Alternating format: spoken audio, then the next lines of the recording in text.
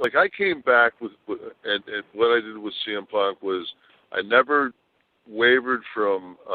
They wanted me to be a heel. I didn't go out and even raise a fist.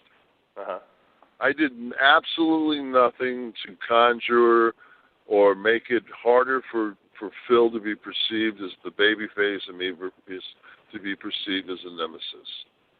I did what I was told to do. I did my job. I didn't try to get cutesy. Right. I threw out the Waffle House thing because it got to the point where the writers were just absolutely burying me. They were giving me nothing. He had 4 paragraphs, and my thing was, yeah. And you winged that on air? He didn't know that was coming? Yeah, the Waffle House thing was just I just threw a bomb at him because you know, there wasn't click on his page. Yeah. You know, so it's just like, you know, hey, it's not like I'm unarmed over here. Right. It's like I'm just trying to play by the rules. Everybody told me play nice, so I'm playing nice.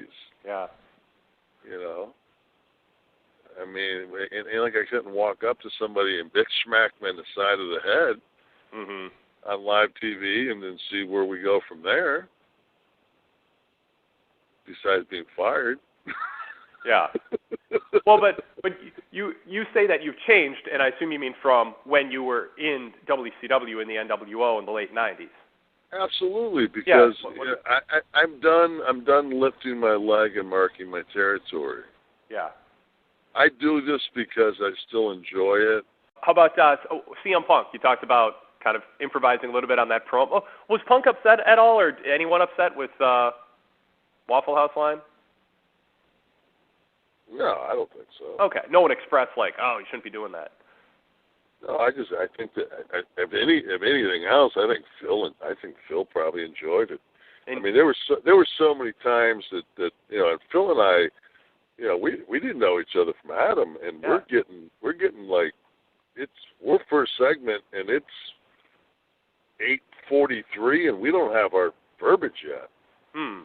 Because they're changing things and doing things, and it's just like, you know, there were times when they came out and said, well, what happened to his interview skills? Number one, I used to be able to go out there and just say whatever I wanted to say. Right. I never had to read off a piece of paper before, let alone get that piece of paper that had 6 paragraphs 8 minutes before they started shooting fireworks, and my big ass walked down a ramp.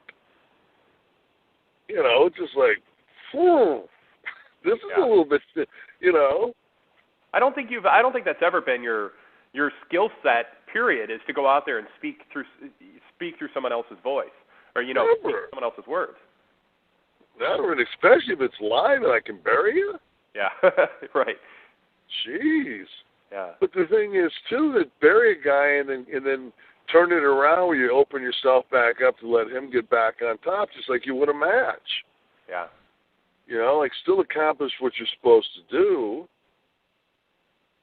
but, you know, at least have that spontaneity. But, you know, I actually had one of the young writers from the WWE look at me and goes, I was sitting and watching some of your old Diesel promos.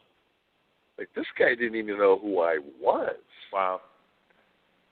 Like, and you're writing my promos, and you're happening to watch Diesel promos to get an idea of who and what and where, and then you know the what thing that God bless all that Steve Austin brought to the business. He brought what that made in the long run subtract.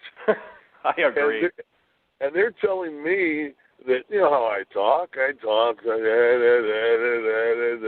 same way Scott Hall talks. We're very monotone, and our delivery is very, you can watch all the time through it. And they're telling me, speak faster, do this, I'm like,